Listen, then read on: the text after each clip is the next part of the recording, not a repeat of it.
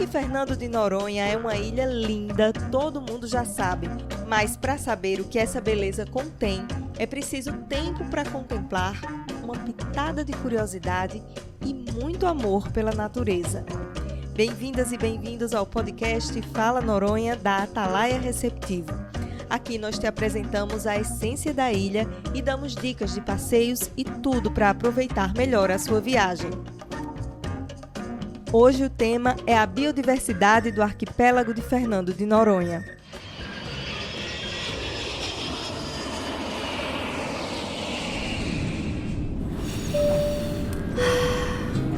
Chegamos.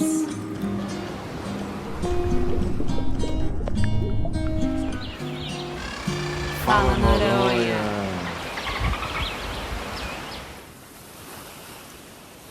Para falar sobre a riqueza de plantas e bichos que existem em uma ilha oceânica, nós buscamos a ajuda de cientistas.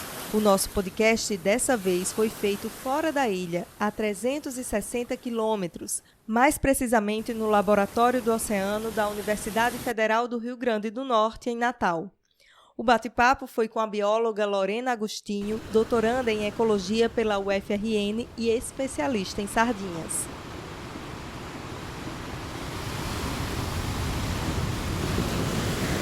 Estamos no Laboratório do Oceano, na UFRN, mas que, apesar de estar aqui no laboratório, a gente já vê um quadro da ilha de Fernando de Noronha aqui em cima e isso indica que vocês vão muito lá e é por isso que a gente vai conversar hoje. Bem-vinda, Lorena. Obrigada. Realmente a gente vai bastante em Noronha. Nosso laboratório hoje em dia a gente tem 5 projetos ativos em Fernando de Noronha, com sardinha, com tubarão, com os atobás, com pescador.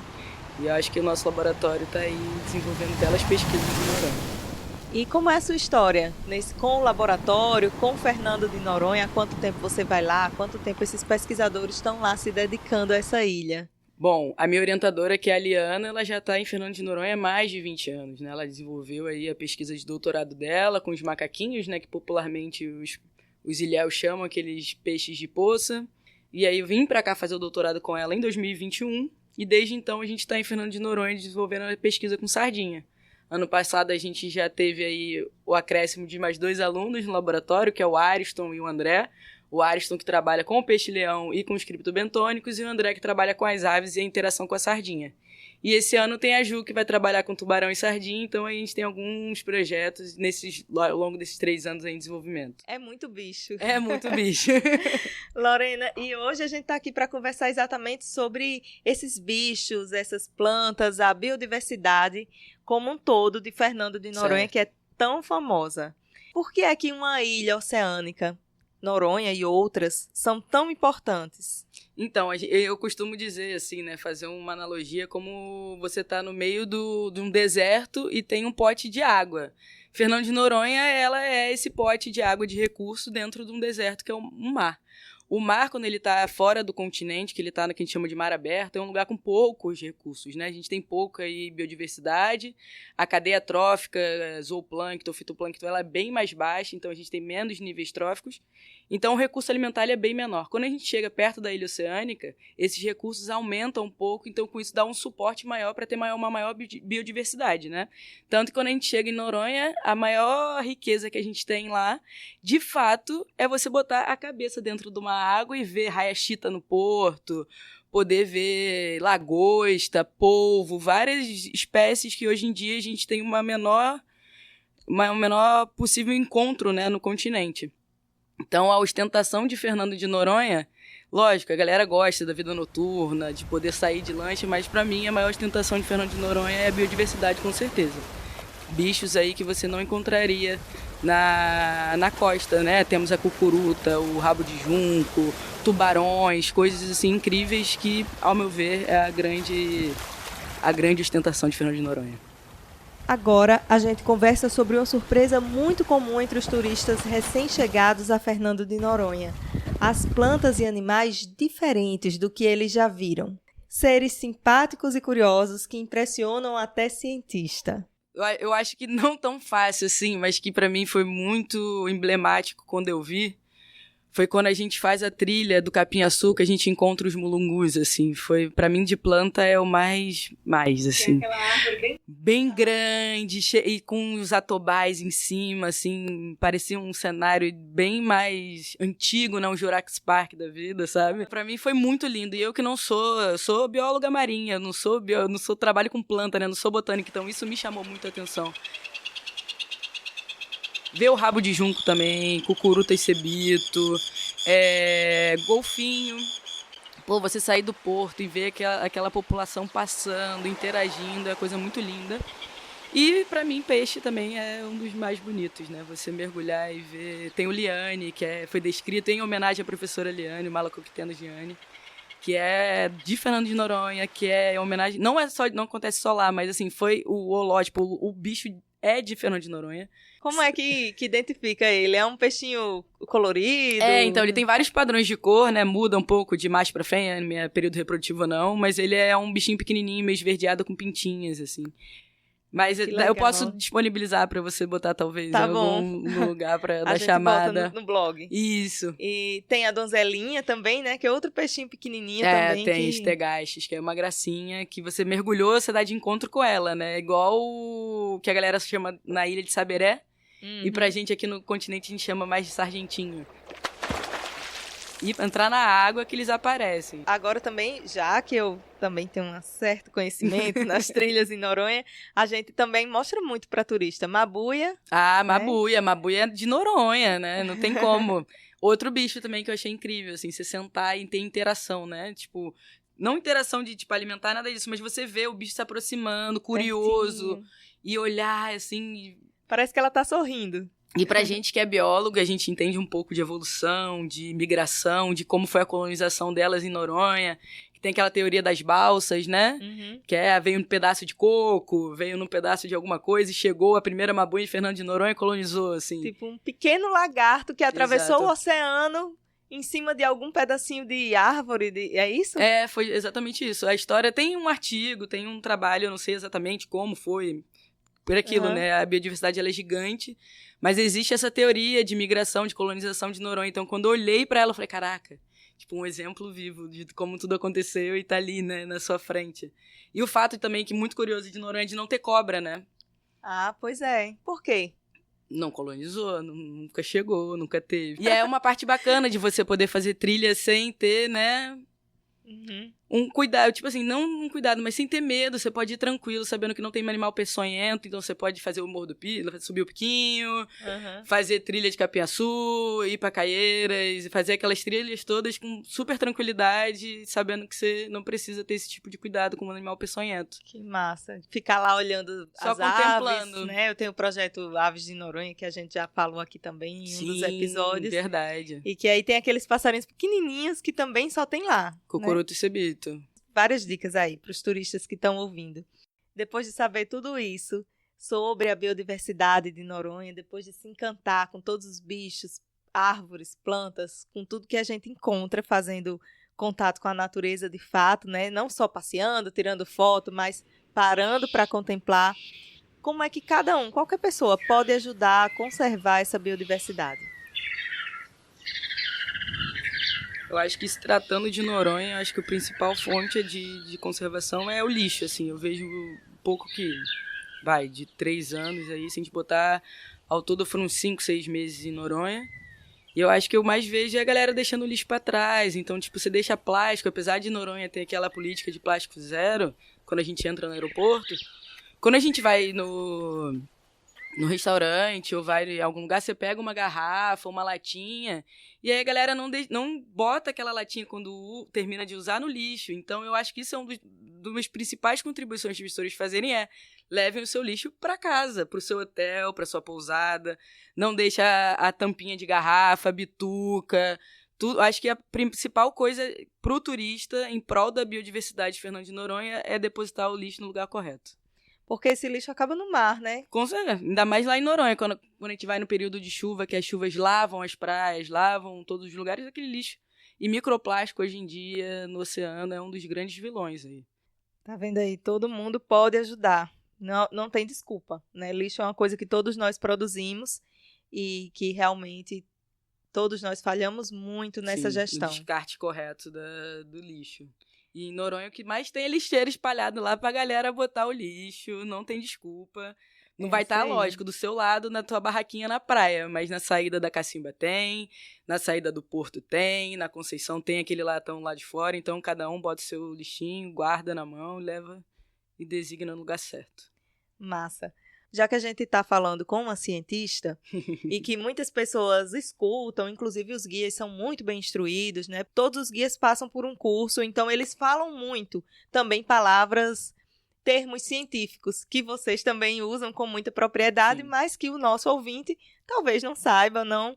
Vamos fazer essa tradução, Bora. esse tradutor científico. Por exemplo, palavras como espécies, endêmico, nativo, eles vão ouvir muito em Noronha. Bom, espécie é um conceito ainda muito difícil, porque nós, biólogos, a gente costuma, né, dar uma abertura. A gente tem espécie que é definição genética, taxonômica e tudo mais. Mas, simplificando o máximo possível, espécie é uma entidade que a gente chama, né, um grupo, que tem uma característica que só eles têm. Vamos dizer assim, uma pinta. Então, todo peixe cinza com uma pinta na cabeça, a gente chama que aquela pinta é um caractere diagnóstico para aquela espécie, onde ela se diferencia dos outros. Então, todos os indivíduos que tiverem aquela pinta se caracterizam num mesmo grupo taxonômico, numa mesma espécie. Lógico, existe uma designação muito mais científica, com palavras, né, muito mais difíceis, até que poderiam entrar aqui na nossa explicação, no nosso dicionário. Mas, resumidamente, é isso. São indivíduos que têm uma característica que a gente chama de diagnóstica e eles têm essa mesma característica que juntam eles. Então, não existe uma só espécie de peixe, não existe uma só Exato. espécie de lagarto, uma só espécie de árvores gigantes. Se a gente pensar, por exemplo, em ave em Noronha, a gente tem os atobás, que a gente tem 3, né? Se não me engano, são 3. Tem o do atobá do pé vermelho, por exemplo, que uma característica dele é o ter o pé vermelho. Uhum. Então, quem tem o pé vermelho é o atobá do pé vermelho. Isso é uma característica da espécie que caracteriza ele como espécie. Inclusive, ela é ameaçada, né? Exatamente. E aí, pronto, atobá marrom, atobá o que mais? Sei lá. Aí tem o mascarado. E aí cada um tem uma característica que diferencia. Se olhar, eles têm muitas características que juntam eles. Que aí juntam eles no grupo dos atobás. Mas tem uma característica, ou um pouquinho, ou 2 ou 3, vamos dizer assim. Mas que existe uma que separam eles desses iguais. Massa. Agora, quando o guia fala, por exemplo, olha aqui essa mabuia, ela é endêmica da ilha. O que é que quer dizer? Quando a espécie é endêmica, é que ela é daquela região. Ela acontece ali. É daquele lugar. Só acontece ali. Então, só vai ser vista lá em Noronha. Endêmico. Um bicho é endêmico. Massa. E nativo? É a mesma coisa? Não, não é a mesma coisa. O nativo, ela ocorre naturalmente naquela região, mas não só naquela região. Pode ocorrer em outras regiões também. Ele é um morador certo, né? Um morador permanente, mas não é o que especial. Não ocorre só ali. Tá certo. E aí também escutamos muito falar de exótico. Exótico para mim era alguém bonito, diferente. Mas o que é um animal ou uma planta exótica? Bom, o exótico que a gente chama é aquele que não é ele não é nativo. Ele não é daquela região, né? E a gente tem alguns exemplos de exótico invasor, que a gente diz. Que é o peixe-leão, por exemplo, que está em alta em Fernando de Noronha, né? Ele é um exótico invasor porque ele traz ainda, além dele invadir um ambiente que não é natural dele, ele traz ameaças à cadeia trófica, ao ambiente, porque ele não tem predador natural, ocorre danos àquele ambiente quando ele está ali. Isso no mar, né? Uhum. E até o ICMBio faz campanha, né, de coleta desses animais com a galera especializada, tem treinamento, tudo bonitinho.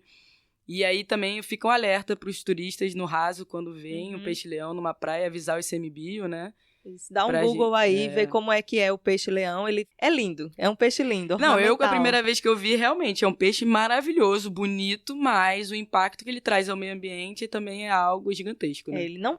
Em resumo, ele não pode, de forma alguma, estar ali, nem se estabelecer, virar nativo. Senão vai ser só ele, né? Não, ele come tudo. Ele é um bicho que não tem seletividade alimentar nenhuma. Come tudo que der mole pra ele, tá comendo. E em terra tem algum exemplo de gato, exótico? Né? O exótico invasor aí, um gato.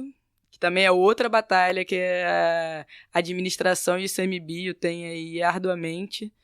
E aí tem a galera que faz a castração, né? Recolhe. Quem quiser adotar também, é só buscar e pesquisar em Noronha, que dá para levar gato embora. Dá pro sim. continente. Tem toda uma estrutura para mandar o seu gatinho. A gente já tem até um exemplo aí do nosso grupo de pesquisa, né? Que o professor Sérgio adotou a Saberé.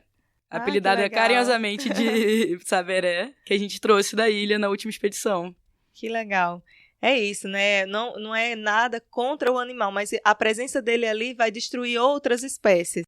Acaba impactando, né? A gente sabe que o gato, por exemplo, ele caça, vai caçar o quê? Cucuruta, cebitos, ninhos, tá? Outras espécies, talvez a mabuia, espécies... Então, assim, o impacto que ele vai causar é maior.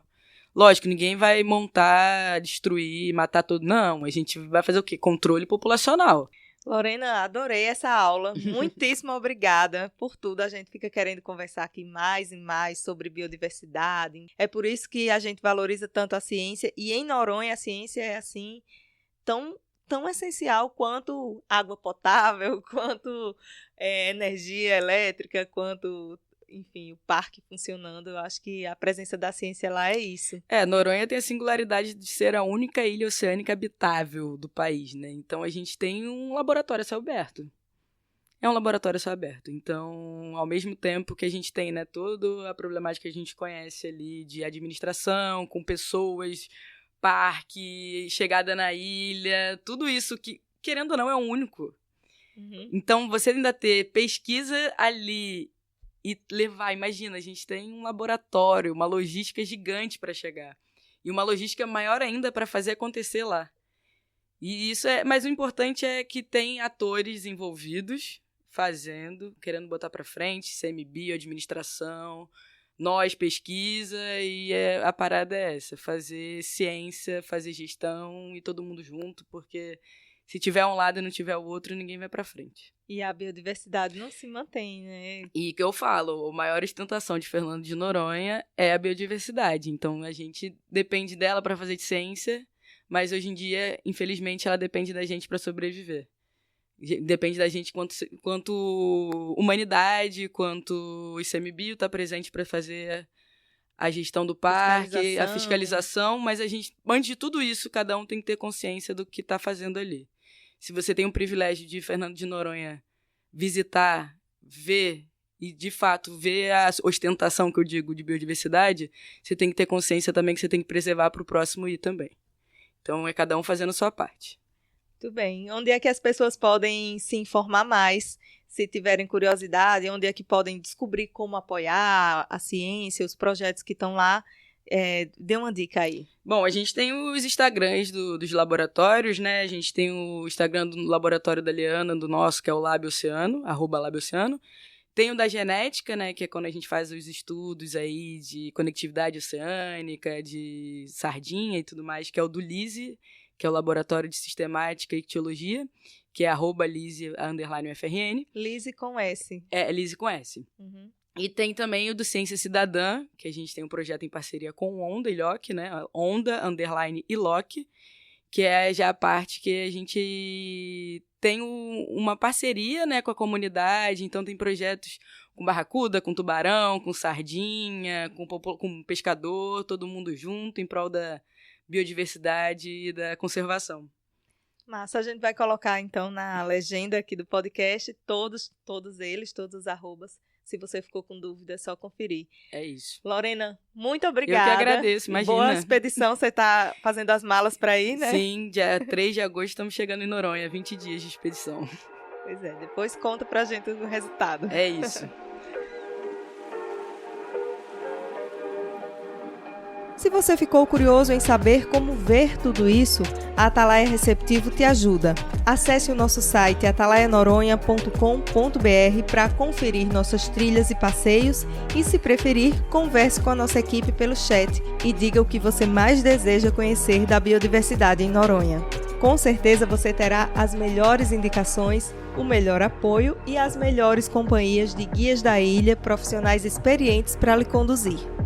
Se você gostou do conteúdo, avalie com 5 estrelas o nosso podcast e siga para receber novos episódios. Você também pode falar conosco através do Instagram @AtalaiaNoronha.